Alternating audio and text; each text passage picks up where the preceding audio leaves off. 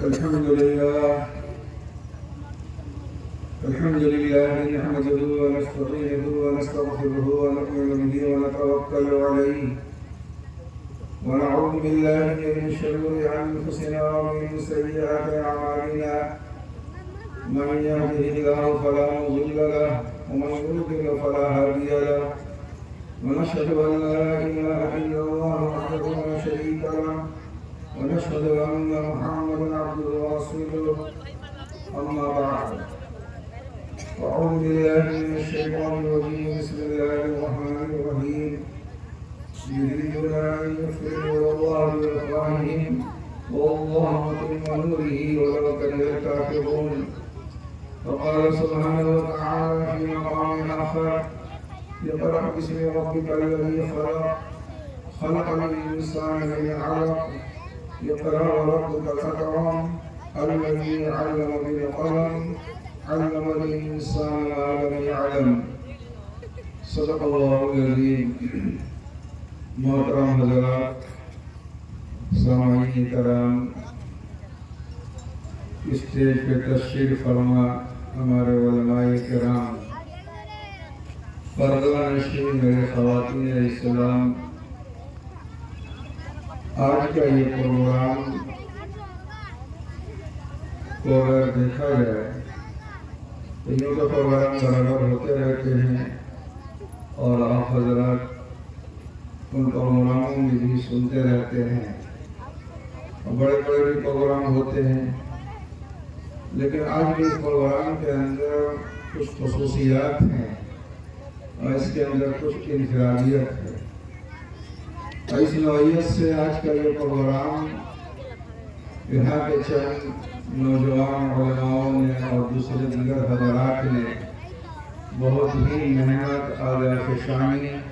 اور اپنے ایک دینی جذبات کا ایک مظاہرہ کرتے ہوئے اور ان بچوں کے اندر جو ہمارے نونہار بچے ہیں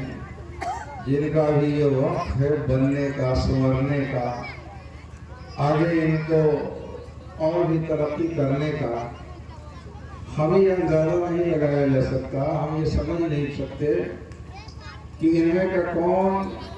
آگے چل کر کون ایسا مجاہد بنے گا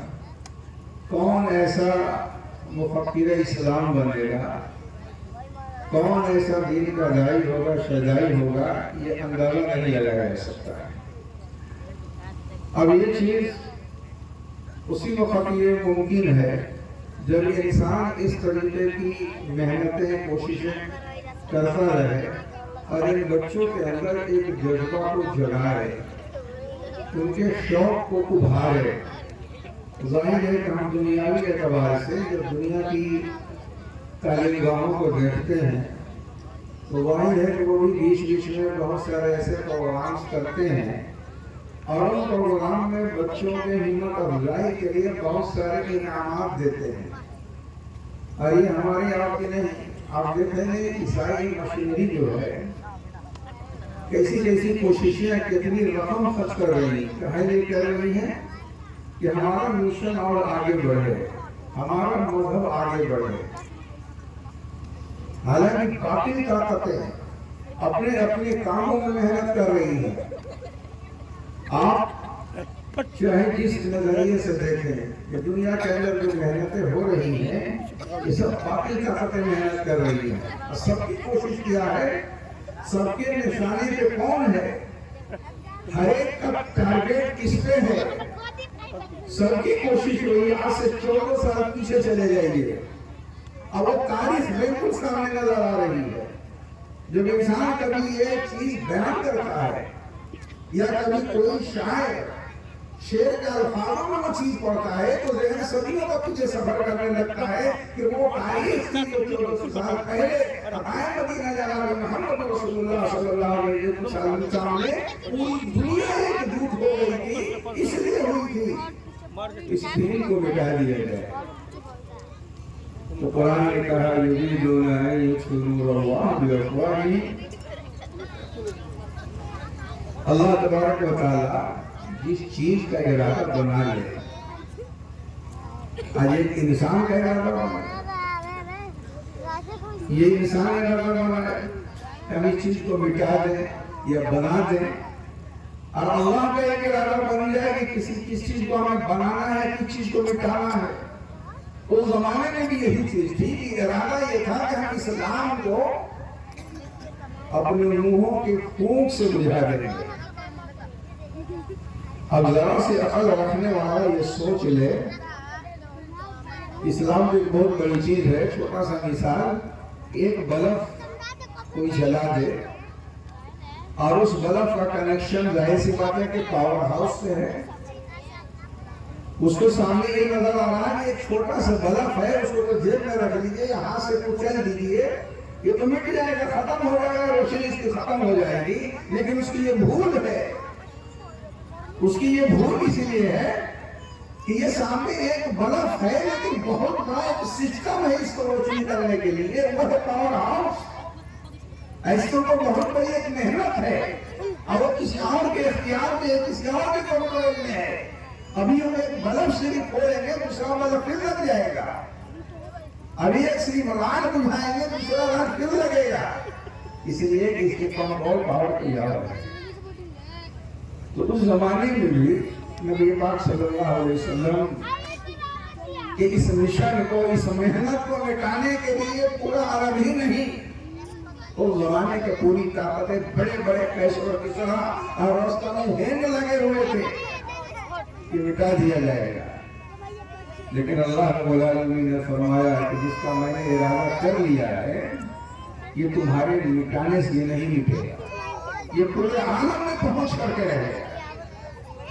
یریدون ان یطفئوا نور اللہ بافواہہم، تم یہ سمجھتے ہو کہ اللہ کے اس نور کو تم یہ چاہتے ہو اپنے منہ کے پھونک سے مٹا دیں، جبکہ اللہ نے ارادہ کر لیا ہے کہ اس کو ہمیں باقی رکھنا ہے۔ صرف ایسا بھی نہیں کہ تھوڑے دن کے لیے، کسی خاص علاقے کے لیے، ایسا نہیں کسی خاص قوم کے لیے، بلکہ پورے عالم کے لیے، مجھے پورے آنے والی انسانیت کے لیے اس کو باقی رکھنا ہے، قیامت تک کے باقی رکھنا ہے۔ تو آج کے زمانے میں ہر منٹ پہ 5 لوگ اسلام قبول کر رہے ہیں، ہر منٹ پہ قبولیت ہو رہی ہے۔ اور یہی کھلبلی مچا کے رکھ دیا ہے کہ جتنی ہم کوشش کر رہے ہیں اتنی یہ پھیل رہا ہے۔ تو کسی نے کہا تھا کہ اسلام کی فطرت میں قدرت نے رشک دی ہے، یہ اتنا ہی ابھرے گا جتنا کہ دباؤ، یہ تو ابھر نہیں چلا جائے گا۔ جتنی تم دبانے کی کوشش کرو گے، اب وہ یہ کہتا تھا کہ دیکھو یہ جادوگر ہے، اس کی بات نہ سننا۔ تو جب یہ کہتا تھا کہ دیکھو یہ جادوگر ہے، یہ شاعر ہے، اس کی بات نہ سننا، اس لیے کسی قریب نہ جانا،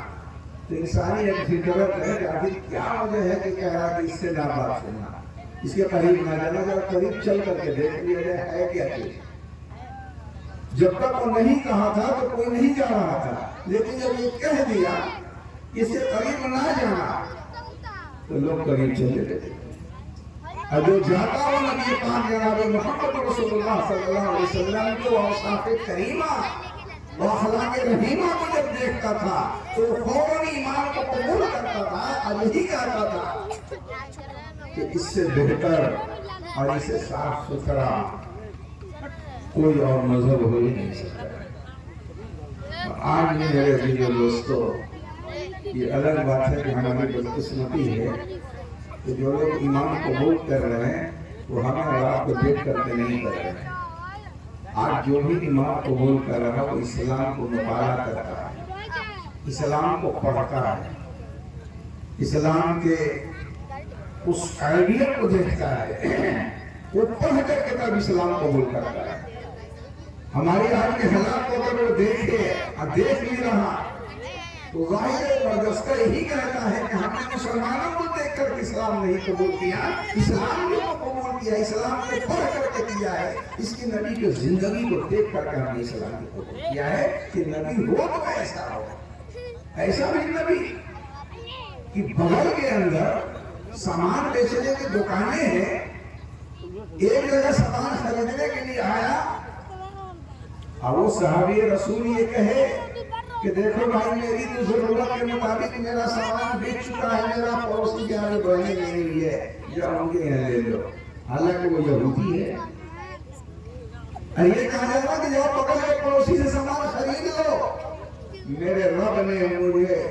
جو دینا تھا، میرے مقدر کی جو روزی تھی وہ مل چکی ہے۔ یہ میرا پڑوسی جو ہے ابھی تک کے صبح سے ایک بھی سامان بیچا نہیں ہے، اس کے خرچے کا بھی انتظام نہیں ہو پایا ہوگا، اس لیے میرے یہاں بھی ہے یہ سامان، لیکن میرے بھائی بغل میں جا کر خرید لو۔ یہ سوچ تھی، بتایا اگرچہ نہیں۔ جب وہاں گیا وہ خریدا، کئی بار ایسے حالات ہوئے، ہے وہ یہودی لیکن دیکھ رہا کہ اسلام کے ماننے والے اور اسلام کے نبی جناب محمد رسول اللہ صلی اللہ علیہ وسلم نے اپنے ماننے والوں کے ہی تعلیم دیے کہ پڑوسی کا خیال رکھنا۔ جب جا کر کے اسلام آگے بہت اچھا لگا ہے۔ اسلام ایسی آگے نہیں پڑھا، یہ غلط ہے کہ جو کہتا ہے کہ اسلام تلوار سے بڑھا ہے۔ تلوار سے اسلام کہاں بڑھا ہے؟ وہ بڑھیا جو ہمارے حاجی حضرات جاتے ہیں حج کے سفر پہ، آج بھی عمارت بن چکی ہے، کافی اونچائی کے اس کا کمرہ بن چکا ہے، کہ نشانی کے لیے بہرحال چھوڑ دیا گیا ہو، کیونکہ نبی پاک جناب محمد رسول اللہ صلی اللہ علیہ وسلم کا جو مکان تھا وہ صفا مروہ سے سامنے ہی تھا، صفا مروہ اور نبی کے مکان کے بیچ ہی میں یہ بڑھیا کا مکان تھا۔ اب بڑھیا کا کام کیا تھا کہ دن بھر کے کوڑا اکٹھا کر کے جمع کر کے اس لیے رکھنا کہ نبی دن بھر میں 5 بار گزرتے ہیں تو 5 بار پھینکنے کے لیے کوڑا ہونا چاہیے۔ اب کیوں پھینکا جا رہا؟ کیا جرم ہے؟ وجہ کیا ہے؟ صرف وجہ ایک تھی کہ یہ نبی جو ہے 360 ہمارے خدا ہے، اب یہ کہہ رہا ہے کہ اسے نہیں ہوگا، ایک اللہ سے ہوگا، اور یہ کہہ رہا ہے کہ مجھے اللہ نے نبی بنا کر بھیجا، اس کو مان لو، ایک اللہ سے ہوگا۔ یہ جرم تھا، اس کی وجہ سے برابر اس کو پر کوڑا ڈالا جا رہا ہے۔ ذرا غور کرے کہ یہ جس کا حال ہو، نبی کے پڑھ رہا ہو، اسی راستے سے آ رہے، راستہ وہی تھا، لیکن یہ بڑھیا کا کوڑا پڑھنا بند ہوا جس دن، پورے 5 وقت میں کوئی کوڑا نہیں پڑا، تو نبی کو دوسرے دن خیال آیا کہ بھائی بڑھیا کا خبر لو، اس کمرے میں اور کوئی تھا نہیں، اکیلے بیچاری بوڑھا رہتی ہے، ضعیف ہے، آج وجہ کیا ہے؟ اس کے طرف سے کوئی ایسی خبر یا کوئی ایسے حالات نہیں ظاہر ہو رہے ہیں، پتہ تو کرو۔ کسی نے کہا یا رسول اللہ وہ بیمار چل رہی ہے، بخار کی حالت ایسی وہ پڑی ہوئی ہے، اٹھنے کی طاقت نہیں ہے، کہا یہ حال ہے، چلو اس کی خبر لیا جائے، اس کے لیے دوا کا انتظام۔ خود نبی پاک جناب محمد رسول اللہ صلی اللہ علیہ وسلم اس پہاڑی پہ چڑھ کر لے گئے، اب بڑھیا کو اس جھوپڑی کے اندر پہنچے، کہا میری ماں خیریت کو، تو بخار سے تو بالکل لپٹ ہے، پریشان ہے، کہا کوئی دوا دارو آئی؟ تو بہرحال دوا کا جو بھی اس وقت ممکن انتظامات تھے وہ کیے گئے، اور وہ بڑھیا جب نبی کو دیکھ رہی ہے کہ یہ تو ہی محمد ہے جس کو میں کوڑا وغیرہ ڈالتا ہوں، آج بیماری کی ہماری خبر لینی ہے، کیسے آ گیا؟ وہ تو شرمندہ ہو رہی، نگاہ کھول کر کے، آنکھیں کھول کر کے دیکھ رہی کہ یہی محمد ہے، میں جس کو روزانہ کوڑا ڈالتی ہوں۔ دوسرا تو ہوتا تو یہ سن کر کے خوش ہوتا کہ چلو بیماری ہے، جلدی وہ راستہ ختم کرے، لیکن یہاں پر میری دوا کے علاج کے لیے چلے آئے، ہماری زندگی کے انتظام میں لگے ہوئے ہیں۔ ابھی یہ فاقہ نہیں ہو پایا تو بڑھیا نے بردست یہ کہا تھا کہ اے بیٹے محمد ہمیں بھی وہ دین بتا دو، ہمیں بھی وہ کلمہ پڑھا دو جس کلمے کی محنت تم کر رہے ہو، اشہد ان لا الہ الا اللہ واشہد ان محمد رسول اللہ۔ کون کہتا ہے کہ اسلام تلوار سے پھیلانا؟ اسلام کو اگر تلوار سے پھیلانا ہوتا تو دنیا میں ایمان والے کے لیے کوئی باقی نہیں ہے۔ نبی کا تو حال یہ ہے کہ اگر میدان جنگ میں کوئی اگر غیر ایمان والا آیا تو اگر وہ بھی آ کر کے اپنے آپ کو سرنڈر کر دیا تو چھوڑنے کا حکم دیا۔ ایک صحابی نے فرمایا کہ یا رسول اللہ صلی اللہ علیہ وسلم، میرے تلوار کے نیچے ایک شخص آ گیا اور آنے کے بعد کلمہ لا الہ الا اللہ پڑھنے لگا، لیکن پھر بھی میں نے اس کو نمٹا ہی دیا۔ نبی پاک صلی اللہ علیہ وسلم ناراض ہوئے اور کہا کہ جب وہ کلمہ پڑھ لیا تو کیوں تم نے ایسا کیا؟ کہا یا رسول اللہ موت کے ڈر سے کلمہ پڑھ رہا تھا، اس لیے کہ وہ دیکھ لیا کہ اب تو میں بچوں گا نہیں، تو کلمہ پڑھ لیتا کہ مجھے یہ چھوڑ دے۔ پھر بھی نبی نے فرمایا کہ کیا اس کے سینے کے چھین کر کے تم نے دیکھ لیا تھا کہ وہ تمہارے ڈر سے پڑھا تھا کہ اپنے رب کے ڈر سے پڑھا تھا؟ اے وہ شخص سن لے، اگر اللہ کے ڈر سے کلمہ پڑھا اور ایمان میں داخل ہو چکا ہوگا تو کل تمہیں میدان حشر میں ایک مومن کے قتل کرنے کا جرم ثابت کیا جائے۔ میرے جیو دوستو، یہ وہ لوگ تھے کہ جن کا ہر وقت ہر چیز کا خیال تھا۔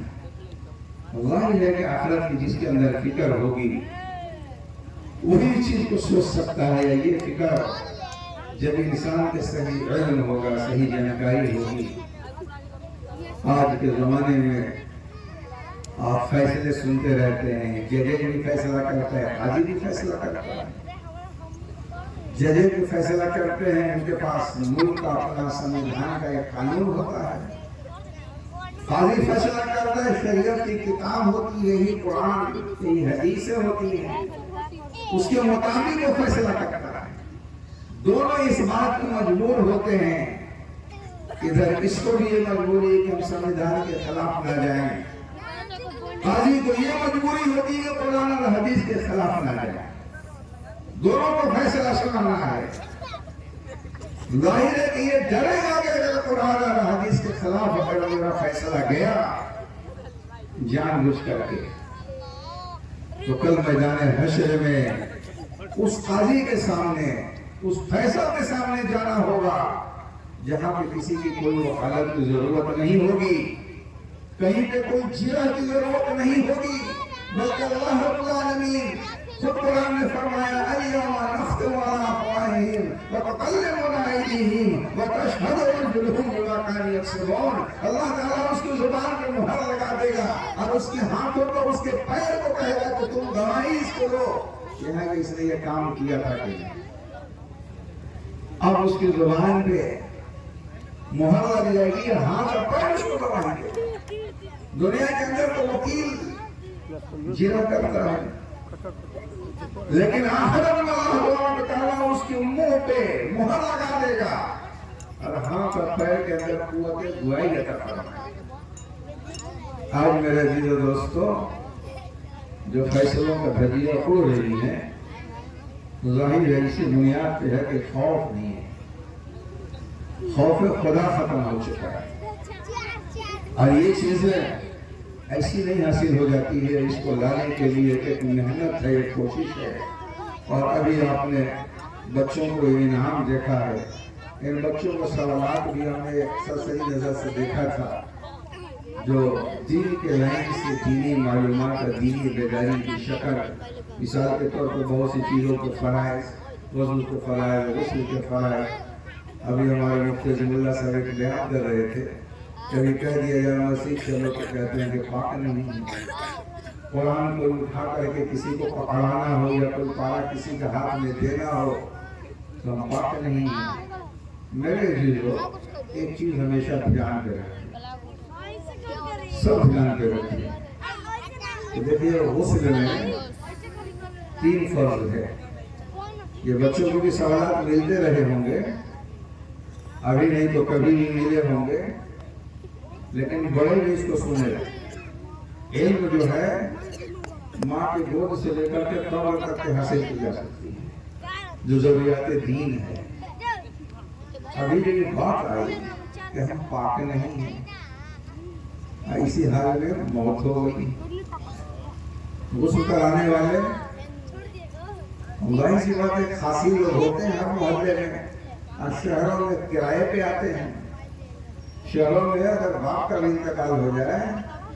تو مر رہے ہیں کرائے پہ، کہ بھائی ہمارے گاڑی کی غسل کرانا ہے، اب کرایہ والا آیا ہے تو کرایہ کے حساب سے غسل کرائے گا، بھائی تو اس کو پیسہ لینا ہے سے اس کو فرض سے اور عادت سے کیا مطلب ہے؟ کہ غسل میں کتنے فرض ہیں اس کو سب کو کیا مطلب ہے؟ یا غسل کس طریقے سے کیے جائے، کیا سنت طریقے سے کیا مطلب ہے؟ اس بیچارے کو مطلب تو دور کی بات ہے، اس کو خود اپنے غسل کا فرض نہیں معلوم ہے۔ جو غسل کرا رہا وہ اپنے غسل کا فرض خود ہی نہیں جانتا ہے کہ غسل میں کتنے فرض ہیں۔ تو ظاہر ہے کہ جب اپنا وہ فرض نہیں جانتا ہے تو مردے کے اوپر کہاں پورا کرے گا؟ اور آپ نے تو پہلی سے اپنے آپ کی پاکی کو ختم کر رکھا ہے، ناپاکی میں زندگی گزر رہی ہے۔ تو ناپاکی دو طریقے کی ہوتی ہے، ایک ناپاکی وہ ہوتی ہے جس کے اوپر غسل فرض ہوتا ہے، دھیان رکھیں اس کو،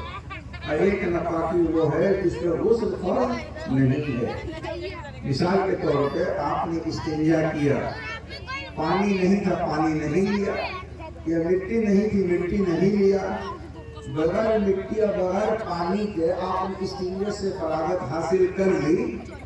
کہ ایک طریقے کہ یہ بھی نجاست ہے، یہ نجاست ایسی نجاست ہے یہ کہ اس کے اوپر غسل فرض نہیں ہوتا۔ دھیان سے سنیے، اس کے اوپر غسل فرض نہیں ہوتا، اس لیے کہ آپ نے استنجا سے فراغت کی اور مٹی یا پانی کا وہاں پہ انتظام نہیں تھا، اس لیے ایسے کر لیا تو اس پہ غسل فرض نہیں ہوگا۔ لیکن کچھ وہ چیزیں ہوتی ہیں جس پہ غسل فرض ہو جاتا ہے۔ اب جب اس حالت کی زندگی ہے تو وہ غسل ایسا ہے کہ غسل کے ٹائم پہ منہ بھر کے کلی، اگر رمضان نہیں ہے تو غرارے کے ساتھ کلی ہونا چاہیے، اور ناک میں پانی اگر روزہ نہیں ہے تو نرم ہڈی تک پانی پہنچنا چاہیے، اور تیسرے نمبر کے پورے بدن پہ پانی اس طرح سے پہنچ جائے کہ بال کے برابر جو خشک نہ رہے۔ اب یہ بتائیے کہ کس غسل والی نوعیت میں موت ہو گئی؟ دوسرے نمبر والی غسل جس کے اندر ناک میں پانی پہنچنا بھی فرض، اور منہ میں پانی پہنچنا بھی فرض، اور پورے بدن کے اوپر پانی کا پہنچنا بھی فرض، اس حال میں موت ہو گئی۔ ہوا کیا؟ ہمارا جبڑا باندھ دیا گیا، منہ باندھ دیا گیا ہے، روح نکلتی ہی منہ کو باندھ دیا، ہاتھ پیر باندھ دیے، ہاتھ سٹا دیا گیا، اب یہ ہاتھ کٹے گا نہیں، بہت مشکل ہوگا۔ بعض جگہوں پہ ہاتھ لگا کر کے اس پہ باندھا دیتے ہیں، نیت اسے باندھا جاتا ہے تو کہیں کہیں نیت بنوا دیتے ہیں، وہ ٹائٹ ہو گیا تو یہ ہٹے گا نہیں، بہت کوشش کی یہ ہٹے گا نہیں، اس طرح سے بن گیا، بہت مشکل ہوتا ہے پانی پہنچانے میں۔ بیچارہ زندگی بھر نماز نہیں پڑھا ہوگا ہاتھ باندھ کے، لیکن مرنے کے بعد ہاتھ بندھوا دیا، کہیں گے تو نماز کی حالت میں اللہ کیا جائے تو اللہ رب العالمین کو یہ سمجھنے کو بھی دھوکہ کھا دیں گے، بہت بڑا نمازی تھا کہ مرنے کے ٹائم بھی ہاتھ باندھ کر کے آیا ہے۔ یہ سب عقل اور علم نہیں ہے، یہی علم نہیں ہے، اسی علم کی ضرورت ہے۔ جو جہالت جو پھیلی ہوئی ہے، اس لیے میرے دینوں دوستوں جو اس میں فرض آپ کی زندگی میں ہے وہی فرض مرنے کے بعد ہے، اسی طریقے کا پانی پہنچنا چاہیے۔ اور مسئلہ ایک الگ ہے کہ جہاں پہ بیٹھ گیا تو روئی بھگا کر کے اس کو گھر کر کے کوشش کر کے اندر سے پوچھا کرنا ہے، تو پانی پورا تو غرارہ نہیں ہوگا، پورا پانی تو نہیں جائے گا، لیکن کم سے کم یہ ہوگا کہ اندر پانی میں کچھ حصہ پہنچ جائے، لیکن یہ زحمت کوئی کرے گا تب ناپاک ہوں گے۔ آپ نے ناپاکی کی حالت میں موت کو مقدر کر کے رکھ دیا، اب غسل کرانے والا جو اپنے سے ہو سکے گا کرے گا، لیکن اب آپ کا حال کیا ہوگا؟ زیادہ سے زیادہ آپ کو لوگ قبر میں اتار کے چلے آئیں گے، اب پاکی میں اترے ہیں یا ناپاکی میں اترے ہیں، اب یہ تو آپ کے ساتھ معاملہ ہوگا۔ معلوم ہے قبر کے حالات۔ اقائے مدینہ جناب محمد رسول اللہ صلی اللہ علیہ وسلم کا سفر ہو رہا تھا، اور اس سفر کے اندر آپ کی مومنی دھکنے لگی، پیچھے بھاگنے لگی، آقا بار بار کوشش کر رہے تھے لیکن اٹھنے پیچھے بھاگ رہی ہے۔ آپ صلی اللہ علیہ وسلم اس کو کہا کہ نیچے اترے، نبی تھے، محسوس کیا کہ دو قبروں کے اوپر عذاب قبر ہو رہا ہے، دو قبروں پہ عذاب قبر ہو رہا ہے، मुर्गा चीख रहा है, बिकुटने को महसूस हो गया था। इंसान और जिन्नात के अलावा आजादे कब्र लोग सुनते हैं, दूसरी मखलूकें सुनती हैं। आप कभी महसूस कीजिएगा, गांव देहात में बागीचे के अंदर कभी कभी जानवर अचानक भागने लगता है, कोई वजह नहीं होती है, महसूस करता है। कभी कभी अचानक परिंदे उड़ के भाग जाएंगे।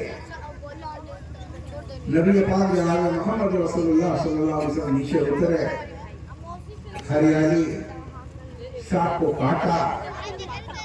और उसको दो टुकड़े करके दोनों कब्रों पे रख दिया। थोड़ी देर तक तवक्कुफ किया, उसके बाद फिर आप सवार होकर चले तो उतनी आगे बढ़ गई। सहाबा ने पूछा, या रसूलुल्लाह सल्लल्लाहु अलैहि वसल्लम, आज मैंने आपको बहुत ही अजीब व गरीब ये काम देखा, क्या वजह थी कि उतनी आगे नहीं बढ़ रही थी और आपने ये पेड़ के साथ काटा और दोनों को ऊपर हरियाली रखी तो फिर आगे बढ़ गई। तो आपने फरमाया कि दोनों के अलावा कवर हो रहे, आपको खास वजह नहीं थी, ये चाहते तो बच गए। कहा कि एक अंसारी औरत थी और एक और शख्स था, वो तो बार बार गिबत करने की वजह से उसके ऊपर अदालत और ये शख्स का पेशाब से नहीं बचता, नपाकी की हालत में जिंदगी गुजारा, पेशाब किया, इसके लिए इतनी मुसीबत हो गई कि पानी नहीं गिरा, वह नपाकी की हालत में रह रहा था, तो इसके नपाकी की वजह से अदालत कबूल हो गए। आसानी से हम कह देते हैं कि पाक नहीं। मेरे जिले दोस्तों गौर कीजिए, कभी इसको सोचिए, तन्हाई में बैठ करके मसला हमारा आखा लगता है। बहुत ज्यादा लोग करेंगे तो जैसे होगा गुस्ल करा देंगे, कपड़े पहना देंगे, खुशबू लगा देंगे, लेकिन अंदर की पाकी और नापाकी का इल्म उनको भी नहीं है कि आप पाक है कि नहीं है। कोई आलम गैब नहीं है, यह नबी का जमाना नहीं है कि आप हजरत हंजला बनेंगे कि हंजला को गुस्ल कराने के लिए फरिश्ते आएंगे। एक सहाबी है हंजला रज़ियल्लाहु तआला अन्हु,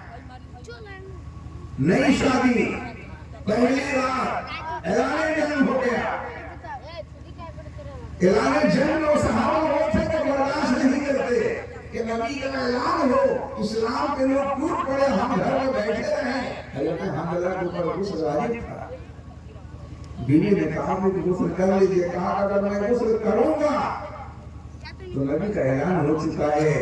दुश्मनाने इस्लाम के कुछ हावी हो गए हैं, काफिर बेकार नहीं है, जाने दो, वापसी में गुस्ल करूंगा।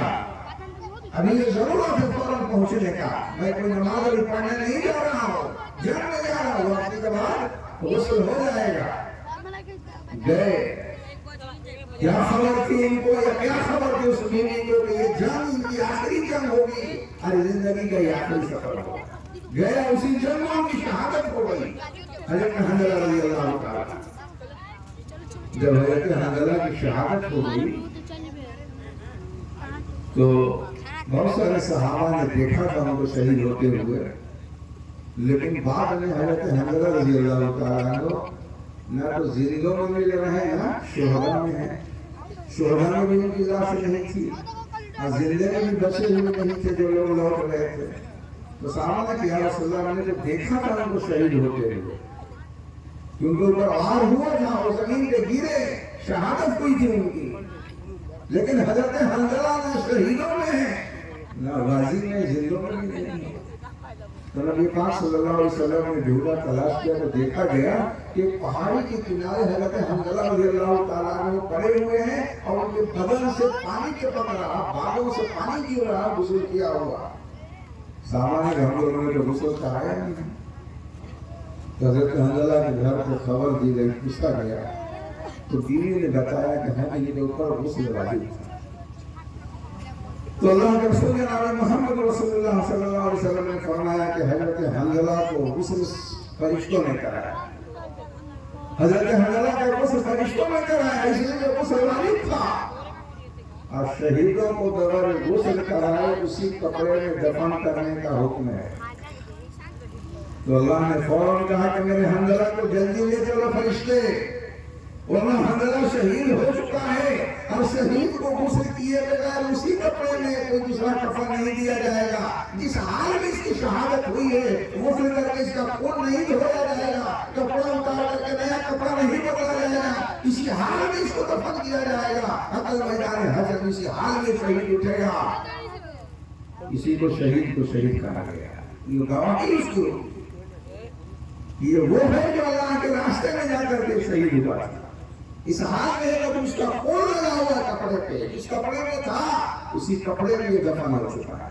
تو فرمایا کہ کہیں اس کے مطابق حنظلہ بھی دفن نہ کر دیے جائے ناپاکی کی حالت میں، اس لیے فرشتوں جلدی لے جائے ان کو غسل کراؤ، اور غسل کے بعد پھر ان کو دفن کیا جائے، چونکہ ان کو کوئی غسل لگا دیا۔ اب ایسا تو ہے نہیں کہ ہم ناپاکی کی حالت میں مر گئے تو غسل کوئی کرا دے گا، غسل تو انسان کرائے گا۔ انسان کو یہی خبر نہیں ہے کہ جس کو ہم غسل کرا رہے ہیں اس کے اوپر غسل واجب تھا یا نہیں۔ یہ الگ بات ہے کہ مردے کے اوپر بھی غسل واجب ہوتا ہے، زندوں کے اوپر ہو جاتا ہے۔ مردے کا غسل زندوں پہ واجب ہے کرانا، جیسے نماز جنازہ زندوں کے اوپر ہے فرض کفایہ پڑھنا، اسی طریقے سے دوسروں کے اوپر واجب ہو جاتا ہے کرانا۔ تو کرانے والا غسل کرائے گا، اپنی کوششیں جو ہوں گی وہ سب کرے گا، لیکن ہر جگہ پانی پہنچ جانا اور ناک اور منہ کے اندر پانی کا پہنچا دینا، یہ ایک مشکل کام ہوتا ہے، کیا جاتا ہے، ہوتا ہے، جہاں پہ معلومات ہے لوگ کرتے بھی ہیں۔ اس لیے میرے عزیز و دوستوں، بات اس ذہن میں آ گئی کہ ہم اپنے اندر ان چیزوں کو پیدا کریں کہ پاکی ہر حال میں ہو۔ پاکی مومن کا یہ ہتھیار ہے، وضو بھی ایک پاکی ہے، یہ مومن کے ہتھیار ہے کہ کم سے کم آپ کے اندر ایک ہمت رہے گی کہ ہم پاک تو ہیں، اگر اس حال میں میری موت بھی ہوگی تو انشاءاللہ میں پاک ہوں۔ پاکی کی حالت میں موت آئے گی۔ غسل کرانے والا اگر غسل ایسے بھی کرا دے، بدن کے صرف گندگی صاف کر دے گا، لیکن آپ پاک ہیں، ناپاکی حالت میں قبر میں نہیں جائیں گے انشاءاللہ۔ اس لیے میرے چیزوں یہ طے کرو کہ جو آسانی کے ساتھ ہم کہہ دیتے ہیں کہ ہم ناپاک ہیں، یہ ناپاکی سے اپنے آپ کو بچا لے۔ دوسری چیز یہ ہے کہ کلمہ دل میں ہوتا ہے، کلمہ انسان پڑھتا ہے تو دل کا نفس ہوتا ہے، یہی وجہ ہوتی ہے قلب جو ہے بائیں ہے، کبھی کبھی کسی کے دائیں بھی ہو جاتا ہے، اللہ ماشاءاللہ ایک آدھ کیس ایسے آتے ہیں جیسے کہ آپ کے اکرمی کا کبھی کیس تھا، لیکن دل جو ہوتا ہے وہ بائیں ہوتا ہے۔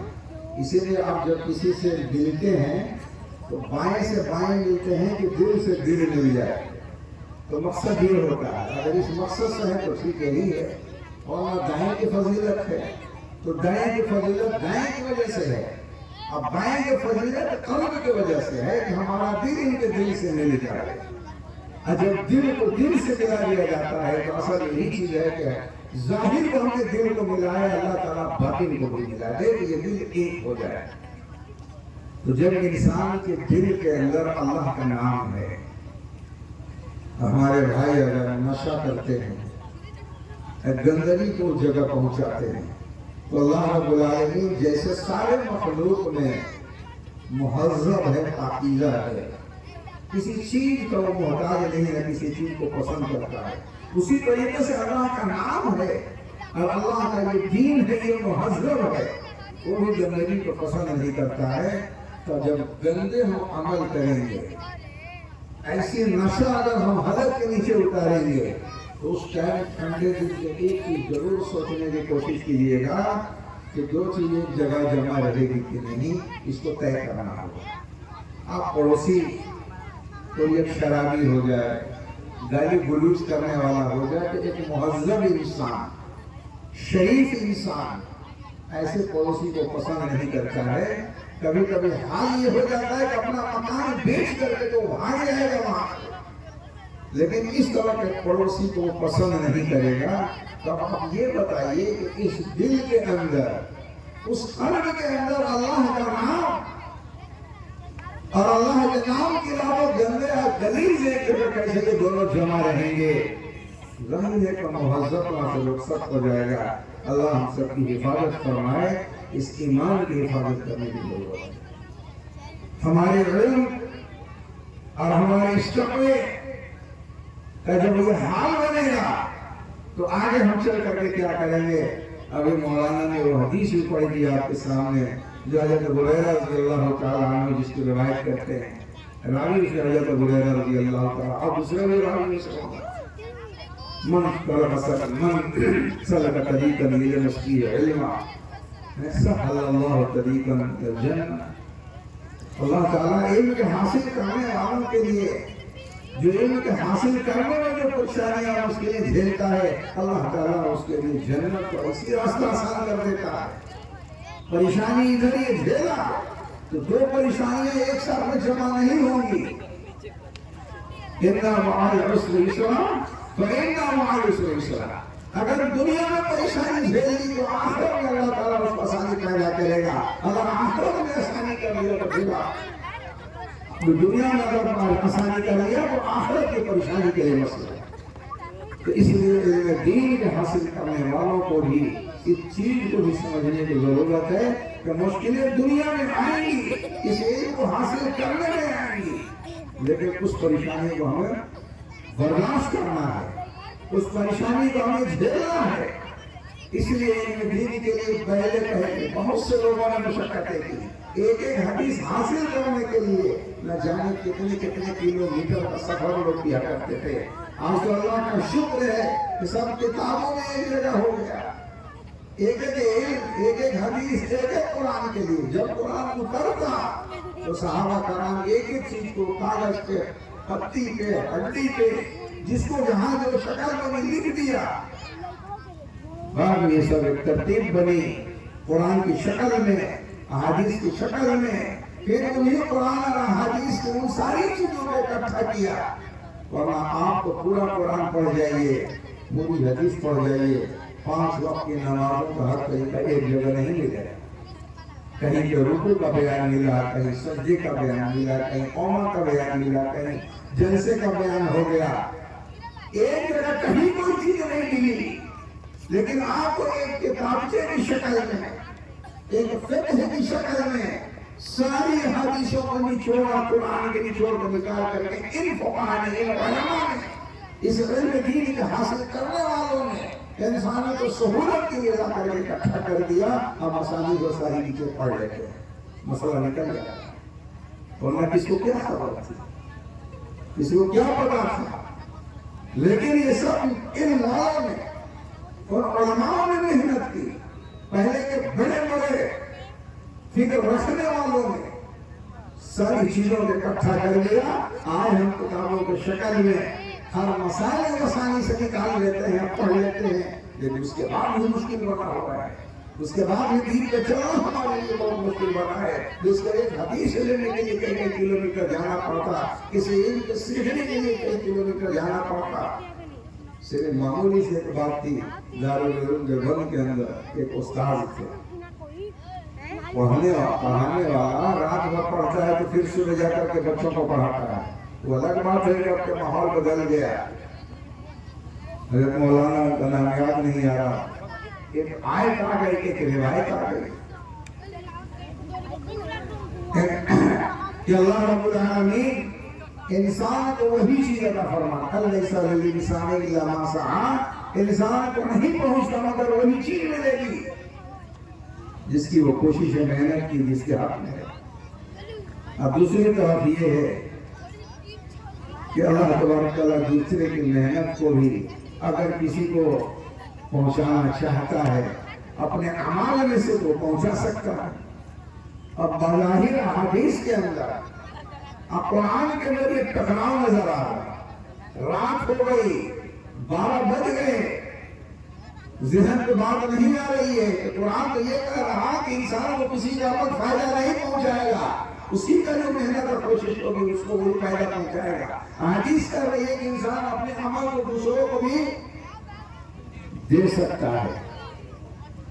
رات کو سفر کر لیا دیوبند سے گنگو جو ہے تقریباً کچھ بھی نہیں, تو میرے خیال سے یاد نہیں آ رہا, تقریباً 30-35 کلومیٹر ہونا چاہیے، چونکہ نانو کا 20 ہوتا اس کے بعد گنگ ہوا تھا رات کو پیدل، صرف اس لیے کہ یہ دونوں کا اشکال ہے، اگر صبح ہم سے طلبہ پوچھ لیں گے تو بتانا پڑے گا، اگر ہم خود ہی تصفی ہمیں خود نہیں ہو رہی ہے، مطمئن ہم خود نہیں ہے تو دوسروں کو مطمئن کیا کریں گے؟ چلے گئے حضرت گنگوہی مولانا عبد الرشید گنگوہی رحمۃ اللہ علیہ وضو کر رہے تھے، نابینا ہو گئے تھے اس ٹائم پہ، ان کی آواز سنی، آواز سنتے ہی فوراً کہا وہ فلانے تو رات میں کب آئے تھے؟ رات میں ہی قیام کیا، کہ حضرت رات میں نے قیام نہیں کیا، بس ابھی میں چلا ہی آ رہا ہوں، ابھی ابھی چلے آ رہا ہوں 2:30 بجے رات، کیونکہ حضرت اٹھ کر کے وضو کر رہے تھے، تہجد کی تیاری میں تھے، تاکہ حضرت میں اس لیے آ گیا تھا کہ قرآن یہ کہہ رہا، حدیث یہ کہہ رہی ہے الیس للانسان الا ما سعى، کہ انسان کا اپنے عمل ہی اس کو فائدہ پہنچائے گا، اپنے عمل کا کوئی دوسرے کو اس کو فائدہ نہیں مل سکتا۔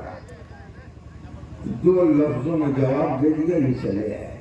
کہا کہ قرآن جو ہے کہ ایمان کی بات کر رہا ہے اور حدیث جو ہے ایمان کی بات کر رہی ہے، ایمان کا فائدہ اسی کو ملنا ہے، کسی کے ایمان کا دوسرا چاہے کہ ہم فائدہ اٹھا لے اس کو نہیں ملے گا، لیکن اعمال نافلہ جو ہوگا اس کا فائدہ دوسرے کو مل سکتا ہے۔ حدیث یہ کہہ رہی ہے، قرآن یہ کہہ رہا، 2 جملوں کو جواب سنا فوراً لوٹے اور ذہن میں بات آ گئی، آ کر کے سنے کلاس بھی کر لیا، کتنی بڑی مشقت، ہمیں بیٹھے بیٹھے سب کچھ مل گیا۔ میرے عزیز و دوستوں، ہم اپنی زندگی کو ہم فکر کریں، اپنے آپ کو بنانے کی کوشش کریں، ان بچوں کی حوصلہ افزائی کریں، اور ان بچوں کو بھی ہم یہ کہیں گے کہ بچے جس طریقے سے آپ نے محنت کی ہے آگے آپ محنت کریں، ہر بچے کے اندر ایک جذبہ ہو کہ ہمیں فرسٹ ڈویژن ملے، جیسے دنیاوی علم کے اندر ہم فرسٹ کی محنت کرتے ہیں، اول نمبر کی ہم محنت کرتے ہیں، دین کے بارے میں مجھے کوشش کریں، سوچیں کہ اللہ تعالیٰ ہمیں بھی دین میں اول نمبر پہ رکھے، اللہ تعالیٰ جو اول دین میں آتا ہے اسی کو اللہ تعالیٰ آگے بڑھاتا ہے۔ اور میں نے چلتے چلاتے بس بات کہنا ہے، آپ کے سامنے ایک آیت پڑھی تھی، اقرأ بسم ربک الذی خلق خلق الانسان من علق اقرأ وربک الاکرم الذی علم بالقلم علم الانسان ما لم یعلم۔ علم 2 طرح کے ہیں، ٹھیک ہے، علم سے مطلق ایک علم ہے، دنیا کے بھی بہت سارے علوم ہیں، دین کے بھی ہے،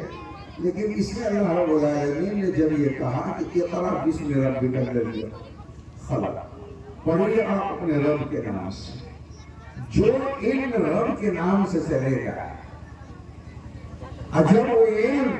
تقوی کی زینہ کو پار کرے گا تو پھر یہ انسان عند اللہ مقبول ہوتا چلا جائے گا، علم کے ساتھ ساتھ تقوی کی زینہ پہ آئے گا۔ اس لیے اللہ نے سب سے پہلے کہا کہ میرے رب کے نام سے، یعنی اللہ نے کہا کہ اپنے رب کے نام سے پڑھیے، اللہ کے نام سے پڑھیے،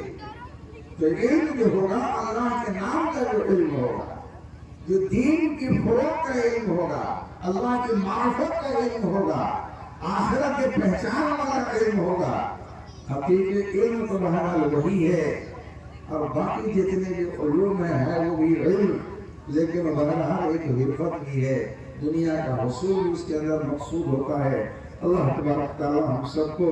علم دین کی سمجھ اور اس کے جذبات کو آگے بڑھائے اور اس کو عمل کی توفیق عطا فرمائے۔ انہی چند کلمات سے ہم سے رخصت ہونا چاہتا ہوں، اور آگے کی یہ دعا ہے کہ اللہ تبارک تعالی یہ جو پروگرام ابھی بچوں نے کرایا، ان جوان علماء نے کرایا اور ہمارے بزرگوں نے اس کے اندر بڑھ چڑھ کر کے حصہ لیا، اللہ تبارک تعالیٰ ان کی بھی جان مال اور ان کی عزت و ہر ایک چیز کی حفاظت فرمائے، ان کی عمر کو دراز عطا فرمائے، اور آگے بھی اسی طریقے سے اس علم کی فروغ کے لیے محنت کرنے کی انہیں توفیق عطا فرمائے۔ وآخر دعوانا الحمدللہ۔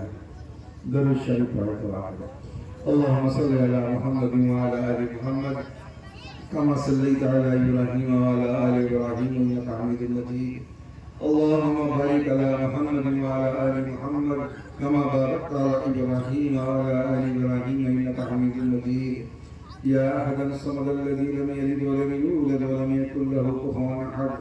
یا ارحم الراحمین یا ارحم الراحمین یا اول الاولین یا آخر الاخرین یا صاحب المساکین یا حی یا قیوم برحمتک نستغیث یا حی یا قیوم برحمتک نستغیث ربنا ظلمنا انفسنا وإن لم تغفر لنا وترحمنا لنكونن من الخاسرین۔ اے اللہ العالمین ہم سب کی خطاؤں کو معاف فرما، اے اللہ ہمارے سیئات کو حسنات سے مبدل فرما،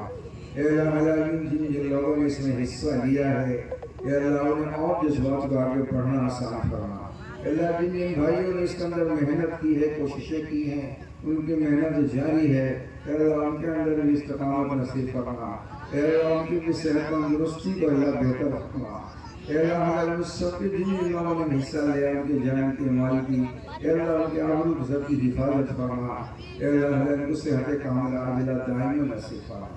اے اللہ جو بھائی یہ شریک ہوئے ہیں یا جو نہیں بھی شریک ہوئے لیکن ہونے کے ان کے جذبات ارادے ہیں اے اللہ ان کے اندر بھی استقامت نصیب فرما، ان کے ساتھ جو پریشانی ہے اللہ ان کو دور فرما دے، اے اللہ العالمین جو بھائی ہمارے بیمار ہیں اللہ ان کی شفا کاملہ عاجلہ دائمی نصیب فرما، اے اللہ جو مقروض ہیں ان کی قرض کے ادائیگی کے راستے آسان فرما دے، اے اللہ العالمین جو اپنی کاروبار اور دوسرے لائن کی پریشانیوں میں مبتلا ہے ان کی تمام پریشانیوں کے اللہ اپنے فضل سے دور فرما دے، اے اللہ اپنے فضل سے دور فرما دے، اے اللہ العالمین اس پروگرام کو اپنے کرم سے قبول فرما دے، اے اللہ اس کو قبول فرما لے، اے اللہ اس کو کامیابی کا ذریعہ بنا دے، اے اللہ اس گاؤں کے علاوہ پورے ملک اور پورے عالم کے لیے کامیابی کا ذریعہ بنا دے، اے اللہ العالمین خصوصی طور پر نوجوان چھوٹے بچوں کو بھی قبول فرما دے۔ ربنا اغفر لنا صبرا وثبت اقدامنا وانصرنا على القوم الكافرين ربنا لا تزغ قلوبنا بعد إذ هديتنا وهب لنا من لدنك رحمة إنك أنت الوهاب سبحان ربك رب العزة عما يصفون وسلام على المرسلين والحمد لله